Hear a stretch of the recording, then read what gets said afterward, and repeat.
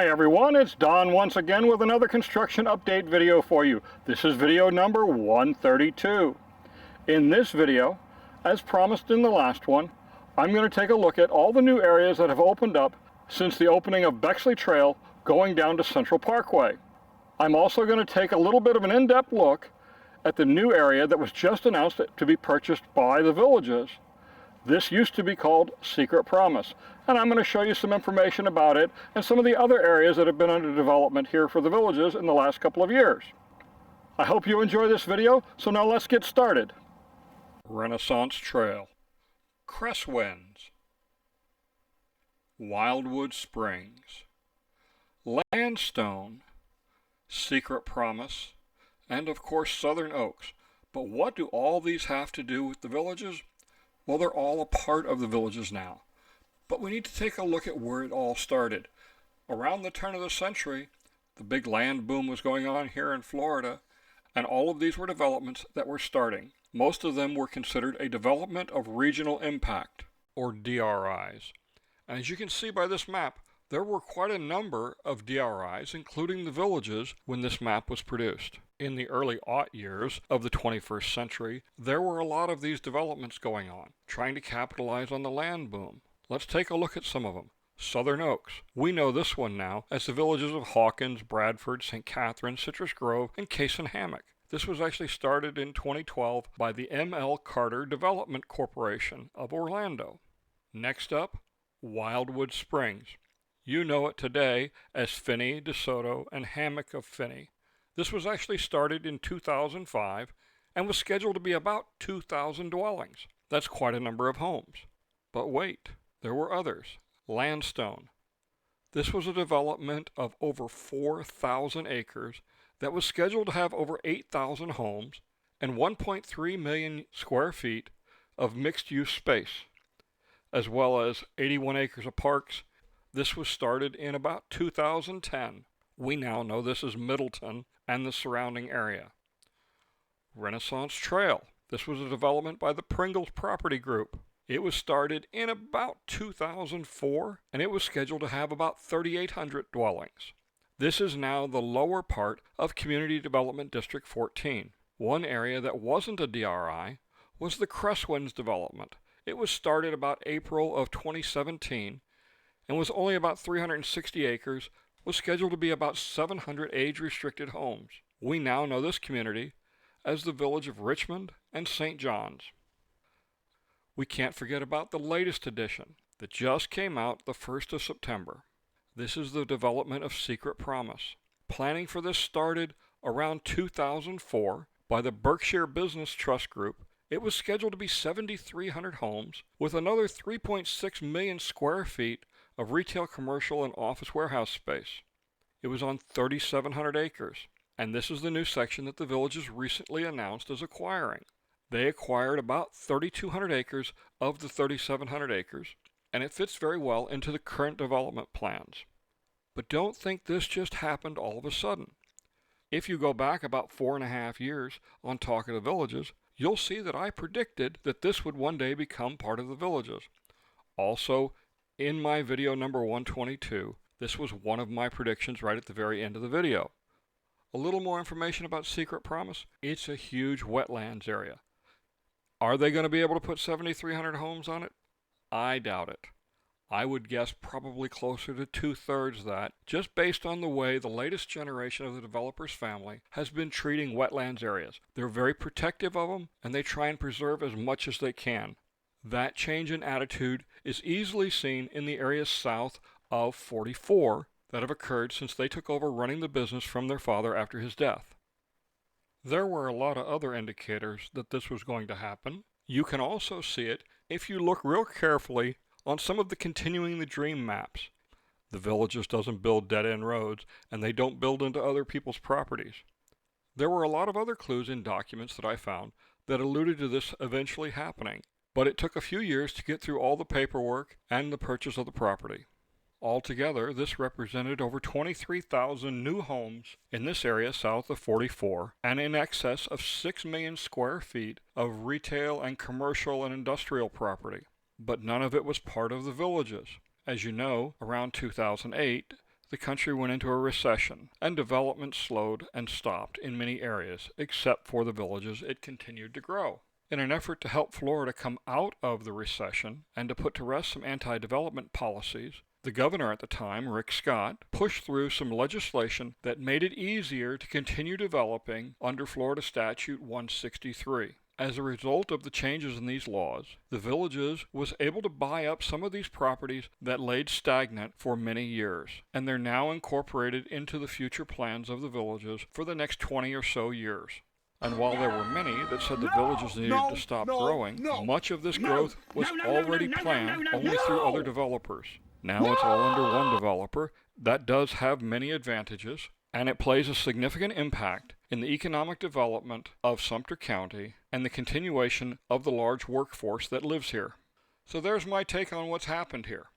I hope you've enjoyed it. Let's move on now to the rest of the video. Let's face it, we're not as young as we once were. Climbing those old-fashioned attic stairs to get the Christmas decorations down or to stow those family treasures is just too dangerous. Majic Stairs is the safer alternative. Real steps with safety rails at a safer angle and safety rails in the attic provide the safest attic access available. Having troubles getting things to and from the attic? The Majic Attic Lift can be there to help. Designed by Villages resident Ron Berner, every Majic Stairs and Majic Attic Lift is custom built in their Ocala, Florida factory and installed by their technicians. Why take chances? For less than the cost of one emergency room visit, you can have Majic Stairs installed in your home. Majic Stairs, the safer, more convenient alternative.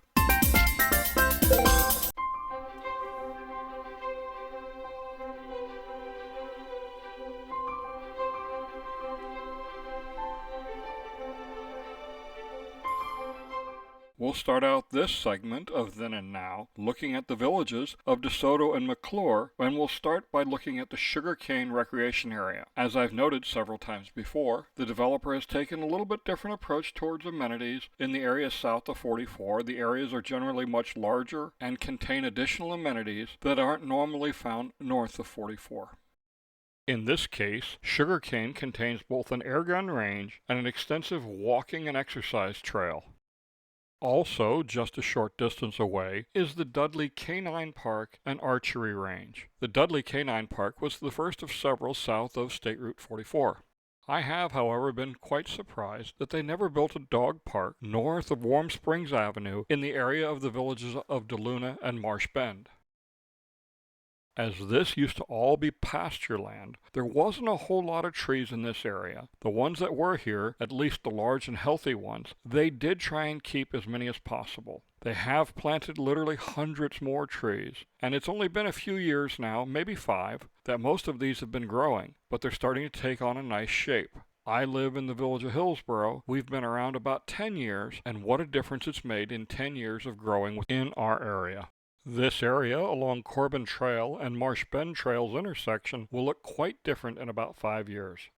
I want to apologize for the long gap between video number 131 and this video. As many of you know, I have a second job. I'm a county commissioner here in Sumter County, and the last couple of weeks have been very trying as we deal with some critical issues. I generally try and stay away from talking about politics in my videos, but I do want to say thank you to all the residents who have signed the petitions that will put me on the ballot next year for the election. Thank you so much. Especially I want to thank Marilyn Iskra, the lady who went out and did all the legwork on this. She did a phenomenal job. Again, thank you everybody. In addition to the trees, they've also put a lot of water in here. There was no water here when they started building. Now we have lots of water hazards in the Longleaf and Loblolly course.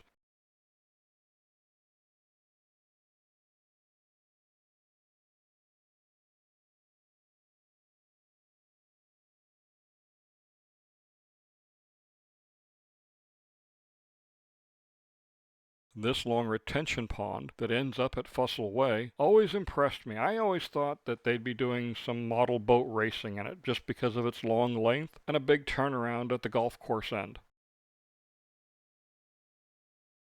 When I did this first flight and I saw these designer homes being built, I couldn't figure out why they were starting where they were. Well, it turns out, as you can see, that they're actually veranda homes, which are very popular, especially if you have pets.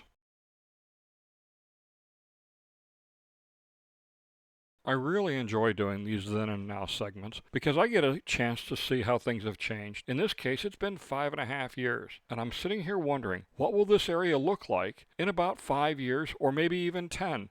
We'll see. If I'm still doing these videos, we'll take another look at it.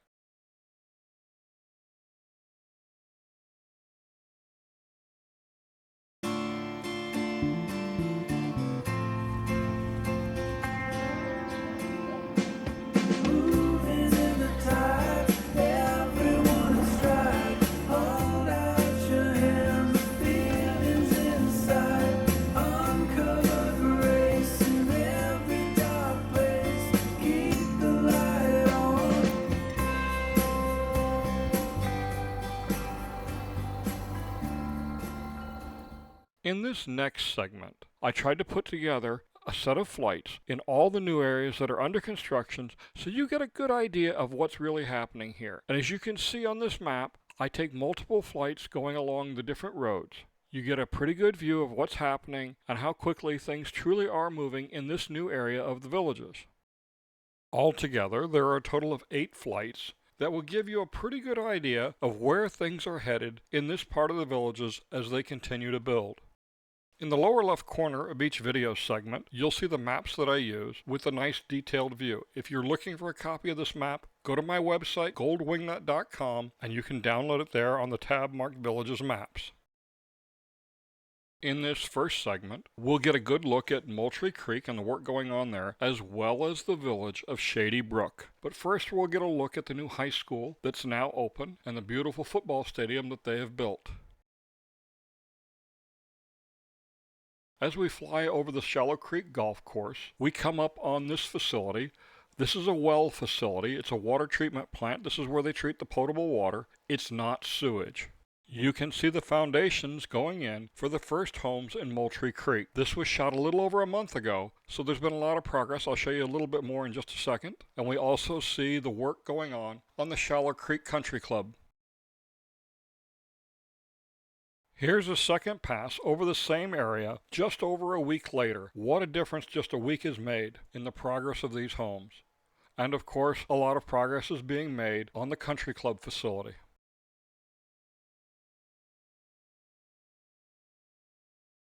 We'll get back to our flight now over the south end of Moultrie Creek, and we'll round the bend and head towards the village of Shady Brook. This road that we're flying over is actually Bexley Trail, the same Bexley Trail that comes from Sawgrass Grove and will eventually end at County Road 471. This next traffic circle is Marsh Bend Trail as it starts to wind its way into Lake County and the Secret Promise development that I spoke about earlier. This is the site of a new village recreation center that's being built. I went by it just the other day and a lot of progress has been made. If you look closely, you'll see that there are utility stub-ups all over the place here, and the beginnings of the road beds. In fact, some of the roads are already in. They're also putting up quite a few walls in this area for villas and veranda homes. As we fly to the south, we're going to follow Bar Boulevard, which has its start in Eastport and winds its way through Shady Brook and Moultrie Creek up into a future phase of the family area of Middleton. The next traffic circle we come to is at Landstone Boulevard, yes, named after that development, and the light area between Bar Boulevard on the right and the dark green area on the left is where a church is going to be built. As we fly into Middleton, we'll turn around and get a quick look at these huge retention ponds that they're building in Middleton and many of the other areas around here. We'll also get a look at the south side of the high school and the athletic fields that they've built. I've had quite a few people ask me about the puppies. So all 7 puppies have found wonderful homes. 4 of them live here in the villages. 1 lives just outside of the villages in Wildwood. 1 lives in Bushnell, and the last one lives in Orlando. All are in great homes, and we were able to make a sizable donation from the profits to Joshua's House Golden Retriever Rescue in Lecanto and to the Mid-Florida Golden Retriever Rescue. The third charity, the Memphis Area Golden Retriever Rescue, unfortunately closed its doors last year after over 20 years of operation. That's where we got our first Golden Retriever. I've been asked if we're going to do more puppies. I'm not sure yet, but we're leaning towards no, because it was a tremendous amount of work, although it was a lot of fun, and we were able to share a little love and joy with a bunch of new families, and we were able to help out some very worthy charities. We'll see. Here's another view of the neighborhood recreation center that's being built.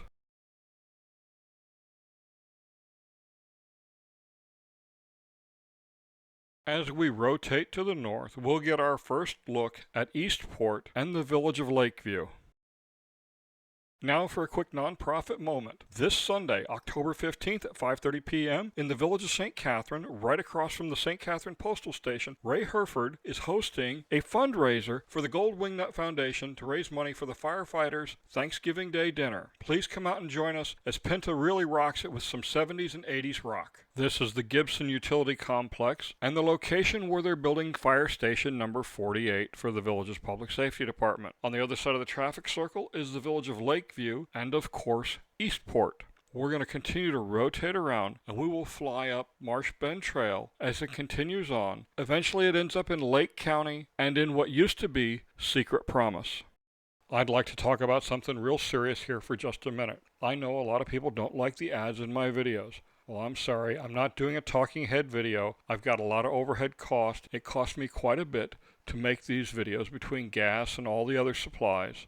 I'm not even talking about my time. I'm not doing it to make a profit. I'm just trying to cover my costs. To that end, I'm working at reducing the number of ads over the next couple of months. I have some long-term agreements with some of my advertisers that will be expiring that will allow me to cut back. I'm also looking at, after the new year, having the ability for you to watch the videos without any ads at all. But more on that next month. The main road you see right here is once again Bexley Trail. And as you can also see, there's not a whole lot out here. There's a couple of small wetlands area, but not much. This is right at the edge of the Landstone development that used to be here and part of the Stewart Ranch that they purchased a couple of years ago to fill out the property. Now we're coming up on the area where 470 was rerouted up along Bexley Trail and then onto Central Parkway. As we rotate to the west, we'll be flying over the village of Water's Edge.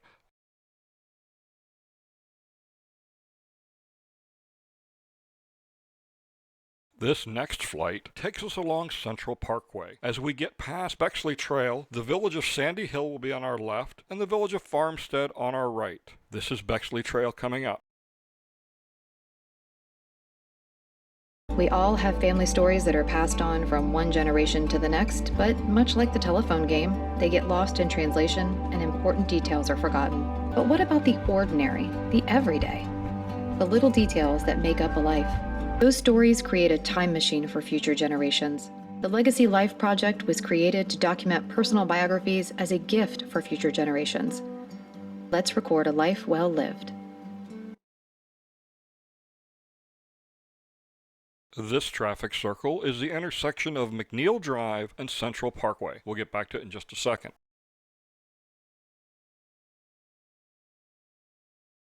Traveling north now from County Road 470 along the proposed route for McNeil Drive, we pass Farmstead on our left and Bradshaw Hill on our right. As we go over Central Parkway, Sandy Hill is on our left and the Wellness Village will be on our right. As we continue farther north, the village of Hopkins Pass is on our right and the village of Green Hill Grove is on the left.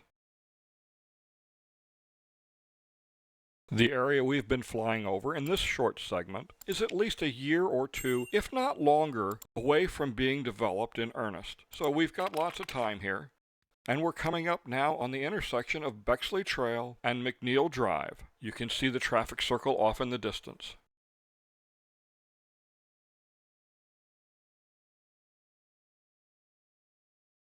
All right, time for another quick nonprofit moment. This Monday, October 16th at 1 o'clock, I'm going to be holding a coordinators meeting for the firefighters' Thanksgiving Day dinner. These are the coordinators for each of the fire stations. If you're interested in being one, come to the meeting, drop me a quick line, let me know that you're interested. It's going to be at Station 44 at the VPSD headquarters.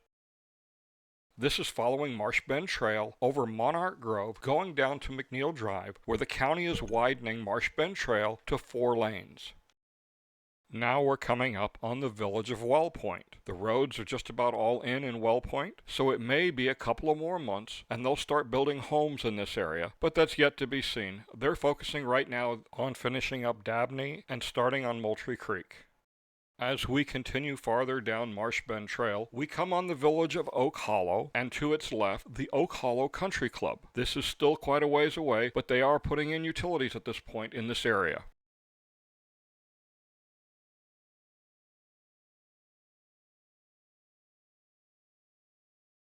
We'll continue our trip over Oak Hollow, and then we'll come to the 1 kilometer lake that's being built for Eastport. We'll fly across it and we'll take a quick look in the Lakeview area and at some of the work going on in Eastport. There's a new executive golf course being built in the village of Lakeview, and it joins closely with the driving range that's being built for Eastport.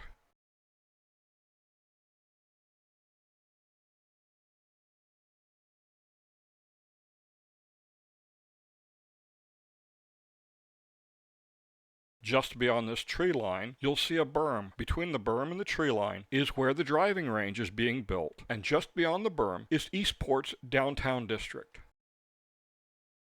All of the construction in Eastport is one of the reasons that they're still keeping the golf cart lanes closed on the Bexley or Southern Oaks Bridge. Until they get farther along here, they're not going to want traffic to come down just because of the hazard of the construction vehicles. If you get hit by one of those construction vehicles in a golf cart, you're going to be nothing more than a grease spot. Here's a look at the new bridge that's been installed to get over to Sunset Island. They still have a land bridge coming from the north side onto Sunset Island for construction purposes.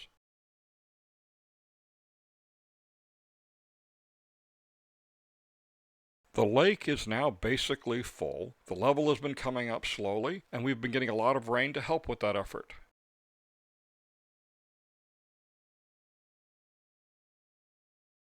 It's time for another quick non-profit moment. The Heart of Florida Barbershop Chorus will be performing on October 28th from 3 to 6 p.m. at the La Hacienda Recreation Center. If you haven't seen these guys, you really need to take the time because they are awesome. Be sure to go to their website and get tickets for this event.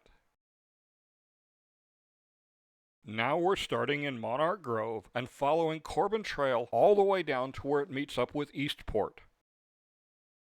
The road crossing is McNeil Drive. It goes all the way down to the Southern Oaks Bridge. It's coming along quickly. It's only 2 lanes. It's not a 4-lane road, but it turns to 4 lanes at the Bexley Bridge. We'll continue to follow Corbin Trail along as it winds its way with the village of Hollow Oak on the right and the village of Enfield on its left. Corbin Trail then enters the village of LaGrange and then curves to the east, following along the north side of Eastport until it gets to Bexley Trail.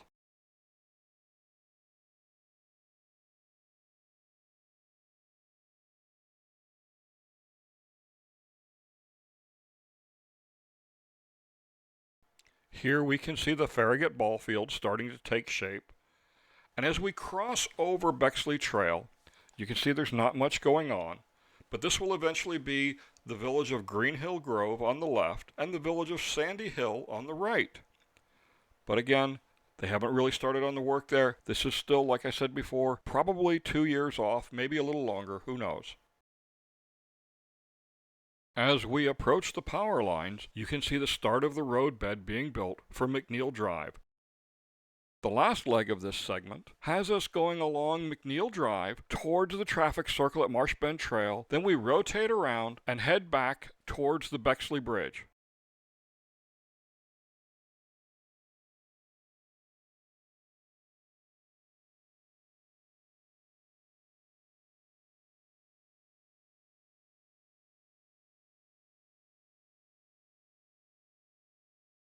Hi, I'm Jeff Monash with Village Air Filters.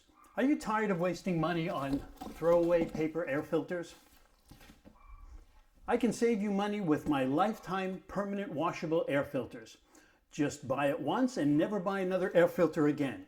Rinse it out and then just slide it right back in.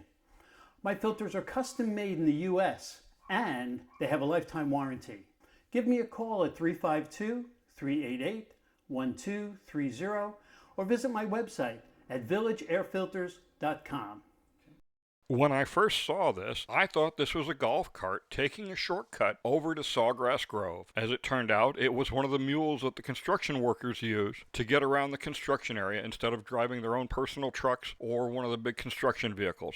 I think it's safe to say that we're still several months away before this route is opened up for golf cart traffic, so until then, you'll still be on the Water Lily Bridge to get over to Sawgrass Grove from this side of the Villages. And it's time for our last nonprofit moment. The spring thing's coming back in 2024. The Rotary Club of the Villages Noon and the Gold Wingnut Foundation are hosting it. Stay tuned for further details as more information becomes available.